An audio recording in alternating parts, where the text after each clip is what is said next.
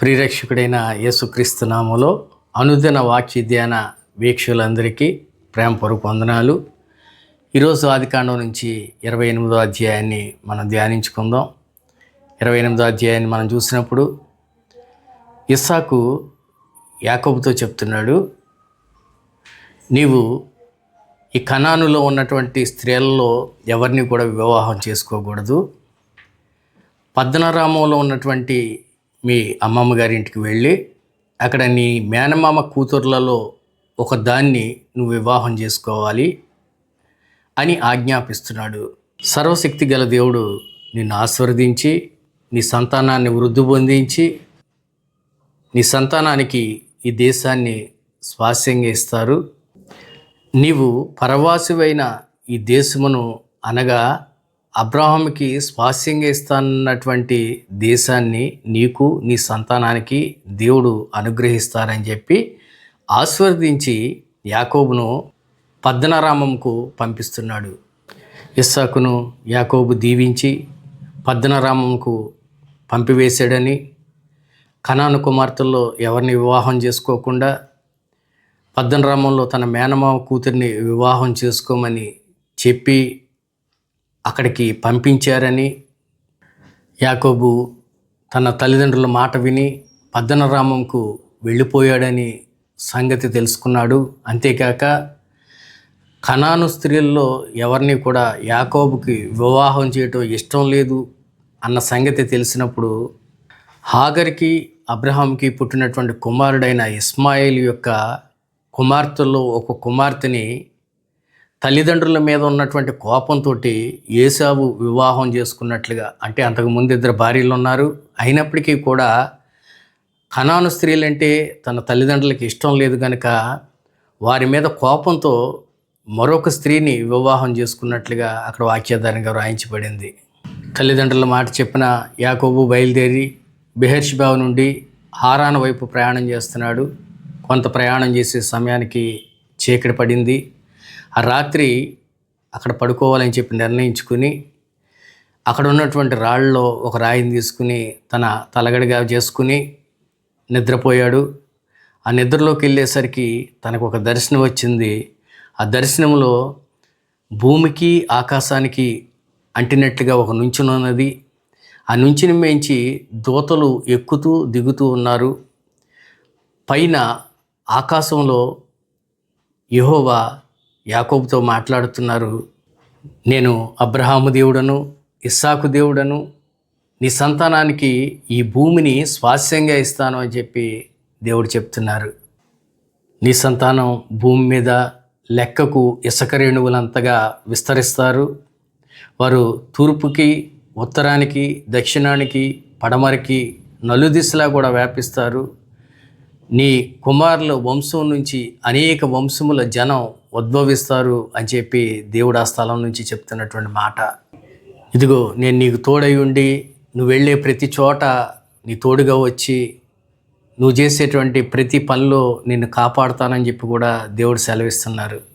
నిన్ను మరలా ఈ దేశానికి నేను రప్పిస్తాను, నేను నీతో చెప్పినది నెరవేరే వరకు నేను విడువును అని చెప్పి దేవుడు గొప్ప వాగ్దానాన్ని ఇస్తున్నారు యాకోబుకి. యాకోబు నిద్ర మేల్కొన్నాడు. ఈ స్థలంలో నిశ్చయముగా దేవుడు ఉన్నాడు, ఈ సంగతి నాకు తెలియలేదు, ఈ స్థలం ఎంతో భయంకరము, ఇది దేవుని మందిరము తప్ప వేరొకటి కాదు, ఇది పరలోకపు గౌని అని చెప్పి యాకోబు చెప్తున్నాడు. తాను తలగడగా చేసుకున్నటువంటి ఆ రాయిని నిలవబెట్టి దాని కొనని నూనె పోసి ఆ ప్రాంతానికి బేతేలు అని పేరు పెడుతున్నాడు. ఆ ఊరి పేరు ప్రారంభంలో లూజు, కానీ బేతేలు అని పేరు పెడుతున్నాడు. అంటే దేవుని మందిరం ఇది అనేటువంటి పేరు అక్కడ నామకరణం చేస్తున్నాడు యాకోబు.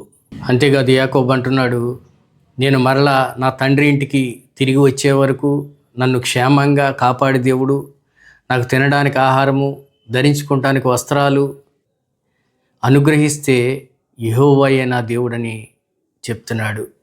నేను మరలా నా తండ్రి ఇంటికి తిరిగి వచ్చేటప్పుడు ఈ స్తంభంగా నిలిపినటువంటి స్థలము దేవుని మందిరంగా మారుస్తాను. అంతేకాదు నేను తిరిగి వచ్చేటప్పుడు నేను సంపాదించినటువంటి ఆస్తి అంతట్లో కూడా 10వ భాగాన్ని దేవునికి ఇస్తాను అని చెప్పి యాకోబు తీర్మానం చేసుకుంటున్నాడు. ఈ 28వ అధ్యాయాన్ని మనం ధ్యానించినప్పుడు అబ్రహాముకి, ఇస్సాక్కి దేవుడు ఎటువంటి ఆశీర్వాదాలు ఇచ్చారో మరలా యాకోబుకి అటువంటి ఆశీర్వాదాలు ఇస్తున్నారు. నేను అబ్రహాం దేవుణ్ణి, ఇస్సాకు దేవుణ్ణి అని చెప్తూ దేవుడు వారి ఇరువురికి కూడా ఎటువంటి ఆశీర్వాదాలు ఇచ్చారో అటువంటి ఆశీర్వాదాలే యాకోబుకు కూడా దేవుడు ఇస్తున్నారు. పరిపూర్ణంగా దేవుడికి లోబడుతున్నాడు. దేవుని దగ్గర కొన్ని తీర్మానాలు చేసుకుంటున్నాడు. దేవుని కొరకు మందిరాన్ని కట్టించడానికి, తనకు కలిగినటువంటి ఆస్తిలో దశంభాగం ఇవ్వడానికి నిర్ణయించుకుంటున్నాడు. ఈ అధ్యాయం చూసినప్పుడు మనిషి ఏ స్థితిలో ఉన్నప్పటికీ కూడా దేవుని సహాయం తప్పనిసరిగా అవసరం. ఒక మనిషిని ఆశీర్వదించాలన్నా, ఒక మనిషిని కృంగజేయాలన్నా అది దేవునికే సాధ్యం.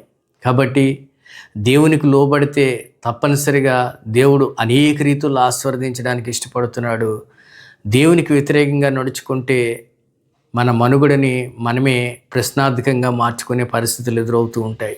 కాబట్టి దేవునికి లోబడదాం, దేవుని చిత్తాన్ని చేయడానికి ఇష్టపడదాం. దేవుడిచ్చేటువంటి ఆశీర్వాదాలు అలనాడు అబ్రహాము, ఇస్సాకు తీసుకున్నవి నేడు యాకోబు తీసుకోబోయేవి మనం కూడా పొందుకునేటట్లుగా మన జీవితాలను మార్చుకుందాం. ఈ కొద్దిపాటి మాటలు దేవుడు దీవించునుగాక. ఆమెన్. ఈ వాక్యాన్ని వీక్షిస్తున్నటువంటి వారు, వింటున్నటువంటి వారు, వారి కుటుంబాలు దేవుని నామంలో బహుగా దీవించబడునుగాక. ఆమెన్. చిన్న ప్రార్థన చేసుకుందాం. పరిశుద్ధుడా, ప్రేమ కలిగిన దేవా, కృప కలిగిన తండ్రి, మీ పాదాలకు వేలాది స్తుతులు, స్తోత్రాలు తండ్రి. అయ్యా, ఆదికాండంలో అనేక సంగతులు మాకు నేర్పిస్తూ మీరు వస్తున్నారు. అనేక మంది భక్తుల జీవితాల్ని మాకు తెలియజేస్తున్నారు. అయ్యా, వారి భక్తికి తగిన ప్రతిఫలాన్ని వారికి అనుగ్రహిస్తూ వస్తున్నారు.